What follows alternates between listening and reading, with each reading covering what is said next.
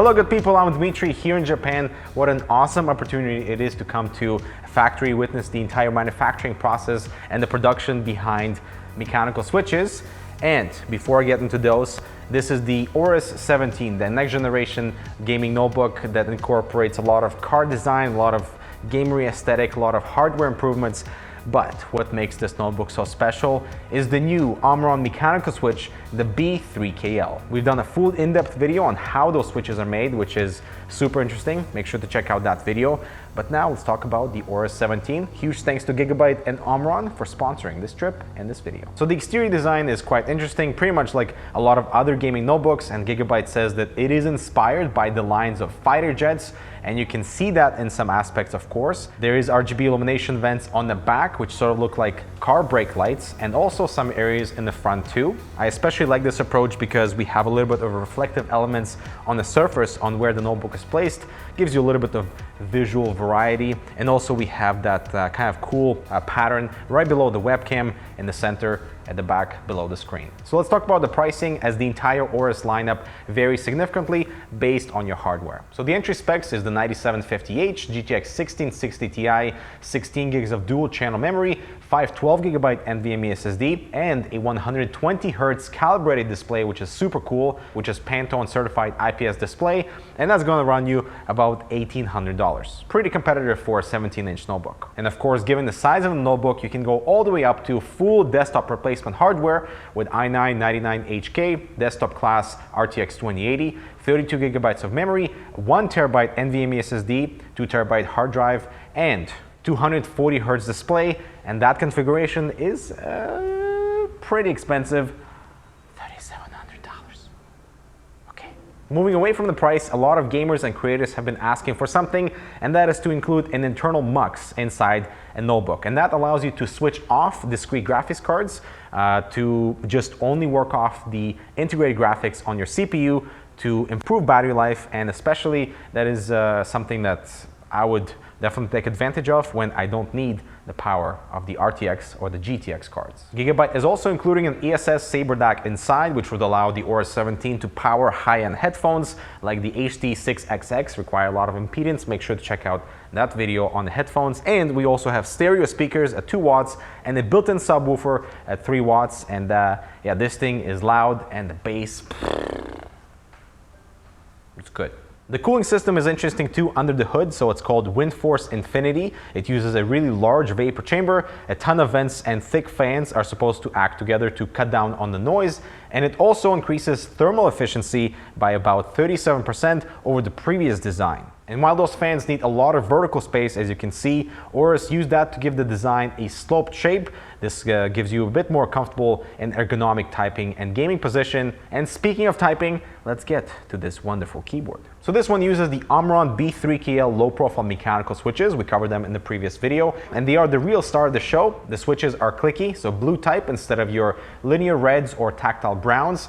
And even though we have that beautiful clicking sensation, the switches are actually surprisingly quiet. Even though these switches are only 6mm high, they have 2.5mm of key travel, which is nice, and 1.6mm actuation point. So there's a good amount of key travel for a notebook keyboard, which are rated for 15 million clicks. And they've been added to the Aorus 17 right now because of their low profile nature that could be added in the future to their thinner, low-profile notebooks from Aorus and Gigabyte too. And one of the main challenges when it comes to low-profile switches has been stabilization, like the actual key wobbling, which has been kind of present in many low-profile switches in the past.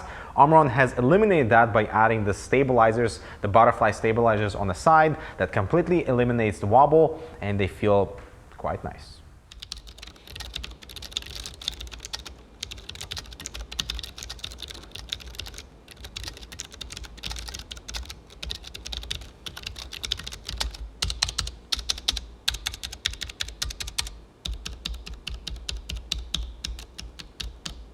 So now that you heard the sound test, my opinion is that the switches have a really nice travel distance, something that I was not expecting. Even though this is not a low profile notebook itself, I feel like the keyboard design and the keyboard shell itself is quite thin, could be integrated easily into thinner profiles that will give you so much travel distance that you would not normally find anywhere on a low profile notebook. As for the click itself, I'm impressed at the sensation that you have while typing on it. It's quite distinct and they're not loud at all. So for like an office environment or an airport environment, I was editing something with my mouse and that was super loud. And just coming to and typing on a clicky switch on a notebook, that has been the most impressive part. The sound profile is both quiet and also quite satisfactory. They debounce quite fast, so you don't have to worry about leaving your finger on there and it getting stuck like it has gotten stuck on other blue mechanical switches like MX Blues, for example.